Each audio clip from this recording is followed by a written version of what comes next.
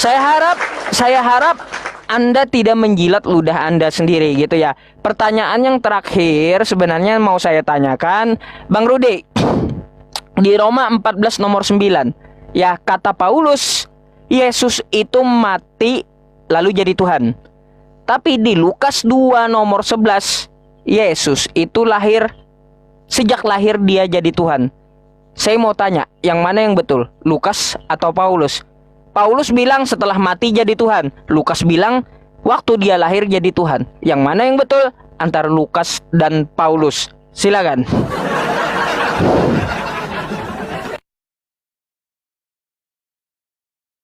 Roma berapa tadi, Tat?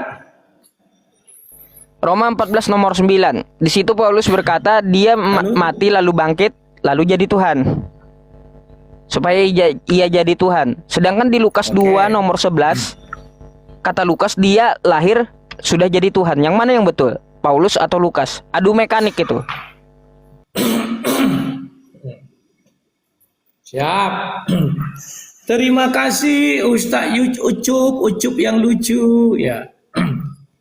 Kawan-kawan, di sini Ucup menghina Tuhannya. Bahwa Tuhan yang disembah Ucup lebih rendah daripada dukun santet. Katanya tadi apa? Dukun santet ya, dukun sihir. Dukun sihir saja mampu mengeluarkan kata dia dari batu anak. Sementara Tuhan yang disembah Ucup nggak mampu. Wajar dong, nggak mampu. Kenapa nggak mampu? Karena harus ada istri baru punya anak. Ya. Makanya Yusuf kan mengatakan, aku tidak bisa punya anak. Bagaimana Yusuf punya anak, sedangkan dia tidak punya istri? Coba kalian jawab. Tapi yang uniknya dia bilang itu kan harus logika. Apa dia lupa ada satu orang, Maria itu tidak punya suami? Mana yang kau bilang logika? Kau kandaskan sendiri semua argumenmu. Maria itu mana? Siapa yang menghamili Maria? Kan tidak ada. Gak ada suaminya. Dan kita kan bicara seksual tadi, jenis kelamin. Kenapa Maria mengatakan bagaimana aku punya anak sedangkan aku tidak punya suami? Karena dia adalah wanita. Maka dia posisinya istri, suami adalah pendamping istri. Paham ya Yusuf ya? Kemudian Yusuf juga berkata bagaimana Yusuf punya anak sementara Yusuf gak punya istri, gak bisa dia punya anak. Berarti itu menjelaskan Yusuf itu laki-laki. Lawan dari Yusuf apa? Perempuan, itu istri. Paham Yusuf? Nah, sekarang bicara tentang iblis. Aku heran melihat Yusuf. Katanya Yesus kalah. Mana ada Yesus dijambak? Oh dia membawa, dia kan dibawa Roh Kudus bertemu dengan iblis. Artinya apa? Roh Kudus itu ada dong di situ mengawasi. Ayo Tuhan Yesus silakan jalan kita ke sana. Kan bisa aja begitu. Ya. Jadi Mr. Yusuf, jangan tambah-tambahi si kitab suci kalau nggak ada. Mana ada dibilang Yesus dijambak? Nggak ada itu. Itu adalah emosimu yang tidak bisa kau lampiaskan. Karena kau tidak bisa membuktikan kemenangan Tuhanmu terhadap iblis. Kalau ada nego-nego dan Tuhanmu setuju, itu yang menang iblis. Sama dengan Ucup. Kalau Ucup pergi mau nego sebuah proyek dan akhirnya orang itu menyetujui proyek itu jatuh ke tangan Ucup, siapa yang menang? Orang yang memberi proyek atau Ucup? Tentu Ucup. Paham ya? Kemudian apa lagi? Kita jawab ini terakhir ya, karena habis ini kita udah istirahat. Di Roh Amsal. Amsal itu kan ucapan Tuhan, bukan ucapan Salomo di sini. Salomo menyampaikan ucapan Tuhan. Karena di Amsal 13 takut akan Tuhan ialah membenci kejahatan. Aku membenci kepada kesombongan. Ya, dan segala macamnya. Paham ya? Buahku lebih berharga daripada emas dan semacam-macamnya. Tuhan telah menciptakan aku sebagai permulaan pekerjaannya, sebagai perbuatannya yang pertama-tama dahulu kala. Yang dimaksud di sini bukan Salomo. Permulaan pekerjaan Tuhan. Tuhan telah menciptakan aku sebagai permulaan pekerjaannya. Inilah yang tadi ku bilang bahwa Yesus itu ada sebelum Abraham ada. Permulaan pekerjaan Tuhan apa? Baca aja Kejadian 1. Berfirmanlah Allah, jadilah firman, jadilah terang, maka terang itu jadi. Apa yang pertama dilakukan Tuhan? Berfirman. Siapa firman itu? Itulah Yesus. Jadi jangan komen jawab, oh enggak ada kata Yesus langsung begini, enggak begitu lagi. Karena di dalam Kristen itu setelah Tuhan menjelaskan bahwa dia pencipta langit dan bumi, selanjutnya Nabi yang bersaksi akan dia. Kalau ada yang di luar itu yang mengaku-ngaku pencipta langit dan bumi, tidak menggunakan kata dia, itu adalah iblis. Kuserahkan seluruh dunia ini sama kau, kata iblis. Seolah-olah dia pencipta langit dan bumi itu. Tapi satu syarat, sujud kau sama aku. Apa kata iblis? Nyalain kau iblis. Iblis langsung lari terbirit-birit. Ya. Nah, itulah diskusi kita hari ini ya Mas Susu. Jadi, mengenai Roma. Roma 9 itu jelas mengatakan apa? Sebab untuk itulah Kristus telah mati dan hidup kembali supaya ia menjadi Tuhan, baik bagi orang mati maupun atas orang hidup. Allahnya Israel itu adalah Tuhan untuk orang hidup. Dia tidak Tuhan untuk orang mati. Setelah Yesus datang, dia menjadi Tuhan untuk orang mati dan juga untuk orang hidup. Paham ya? Silakan. Penutup ini ya Mas. Tanggapan dulu atau closing? Tadi kan yang duluan. Nanti itu aja. Duluan saya tadi. Yang duluan kan saya tuh. Ya, saya sekarang closing. Oh ya udah, Bang Rudi dulu. Ya, habis itu dirimu ya. Oke.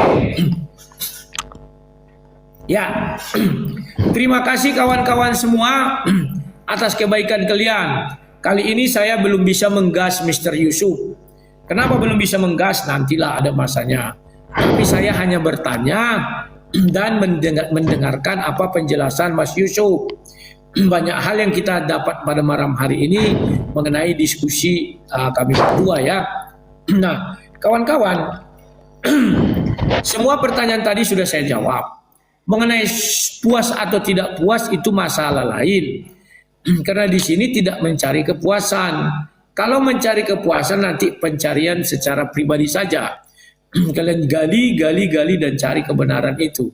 Intinya bahwa pertanyaan pertama tadi bagaimana serupa dan segambar sudah saya jelaskan.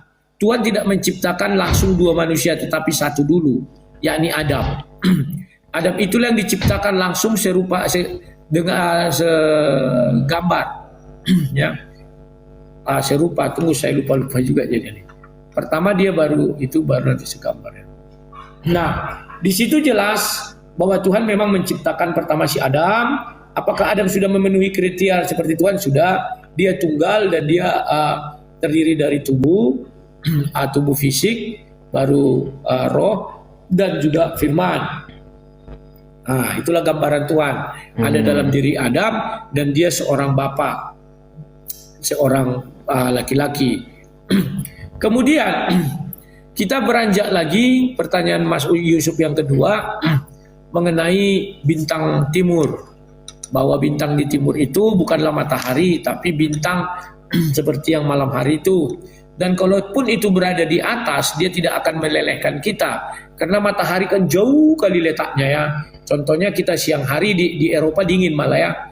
Kalau di Arab memang panas, tapi kan tidak melelehkan juga.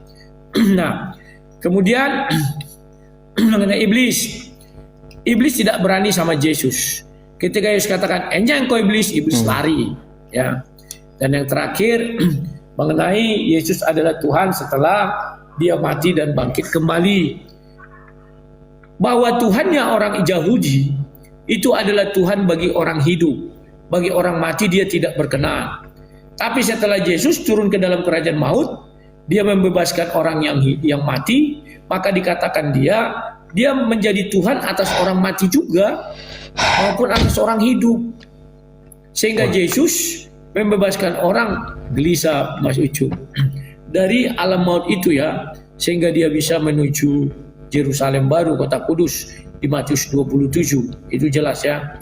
Nah, kemudian bagaimana tentang dari batu bisa mengeluarkan anak? Itulah kehebatan Tuhan kawan.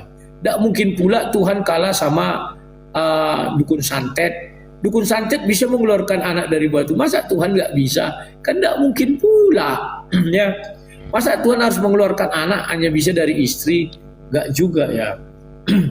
Kemudian itulah mungkin yang bisa saya catat kesimpulan diskusi kami malam ini. Dan terima kasih kepada Mas Yusuf yang sudah bersedia berdiskusi. Terima kasih juga kepada seluruh penonton ya. Sebenarnya yang seru itu kalau Mas Yusuf menggunakan akunnya yang besar. Jadi besar pula nanti yang menonton, dan pasti Singa Yudea akan tampil. Meskipun kami hanya menonton 1.000 orang, tapi bisa membab yang 7.000 bahkan sampai 10.000 kayak kemarin ya. Ya, jadi kawan-kawan, saya mohon maaf, saya memang sudah loyo karena sudah berapa hari ini saya kurang istirahat. Besok langsung pergi sidang pra peradilan sampai hari Kamis, hari Senin putusan. Ya, seperti itu harus saya jalani lagi, dan saya akan jadi saksi di situ.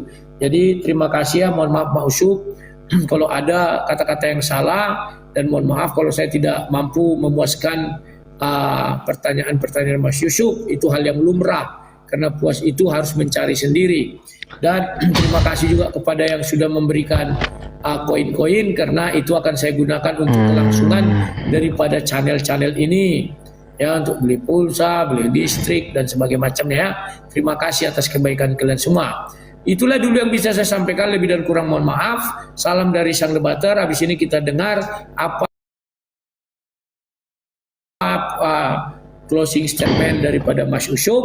Mari kita dengarkan bersama-sama, dan kita harus ikhlas membuka kuping kita. Terima kasih Mas Yusuf, selamat malam.